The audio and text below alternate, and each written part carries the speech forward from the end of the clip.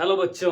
तो हम लोग देख रहे थे अवतल दर्पण द्वारा प्रतिबिंब प्राप्त करने का नियम, जिसमें फर्स्ट नियम हम लोग देख लिए थे। आज देखेंगे हम लोग इसका सेकंड नियम अर्थात दूसरा नियम। क्या है दूसरा नियम?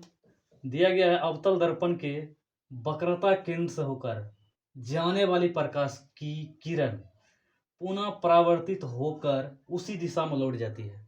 तो चलिए इसके लिए हम लोग एग्जाम्पल देखते हैं। जैसे हम मान लिए अवतल दर्पण, क्या मान लिए इसको? अवतल दर्पण एम डैश, ठीक है। क्या मान लिए इसको? अवतल दर्पण। ये हो गया अवतल दर्पण, ठीक है। अब हम लोग जानते हैं इसके बीच में क्या रहता है? ध्रुव रहता है। इसके बीच में क्या रहता है? ध्रुव रहता है। और इसको हम लोग फोकस बोलते हैं। लेकिन ये क्या बोल रहा है?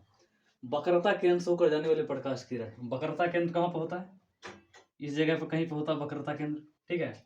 इससे होकर जाने वाली प्रकाश किरण दर्पण से टकराएगा, पुनः परावर्तित हो क्या होता है? वापस लौट जाता है। जैसे कैसे? चलिए ध्यान दीजिए। मान लीजिए इसको क्या बोलते हैं हम लोग? वक्रता केंद्र बोलते हैं।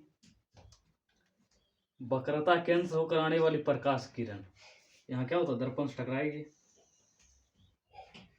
मान लीजिए इधर से प्रकाश किरण आ रही है, ठीक है। और ये कहाँ? इसको क्या बोलते हैं? वक्रता केंद्र बोलते हैं, ठीक है। और वक्रता केंद्र से होकर कहाँ जाएगी? इस प्रकार से आएगी और यहाँ पर क्या करेगी? टकराएगी दर्पण पे। और यहाँ जो टकराएगी, टकराने के बाद क्या होता है? फिर अपने दिशा में चल जाती है। जहाँ से आया वहीं पर किरण कहाँ जाता? चल जाता है। यही है इसका दूसरा नियम। जैसे इससे हो गया आने वाली प्रकाश किरण और ये हो गया परावर्तित किरण और टकरा के लौटने वाली। यही नियम दिया गया है कि अवतल दर्पण के वक्रता केंद्र से होकर जाने वाले प्रकाश किरण, अवतल दर्पण है ये वक्रता केंद्र है, इससे होकर जाने वाली प्रकाश किरण यहाँ तक जा रही है। प्रकाश किरण पुनः परावर्तित यहाँ टकराएगी, उसके बाद यहाँ पर क्या होगी? लौट जाएगी। जो इसका डायरेक्शन ये हो गया। इसको बोलेंगे आपतित किरण, आपतित किरण। और ये जो जा रहा है इसको क्या बोलते हैं? परावर्तित किरण, परावर्तित किरण, ठीक है। तो यही रहा इसका दूसरा नियम।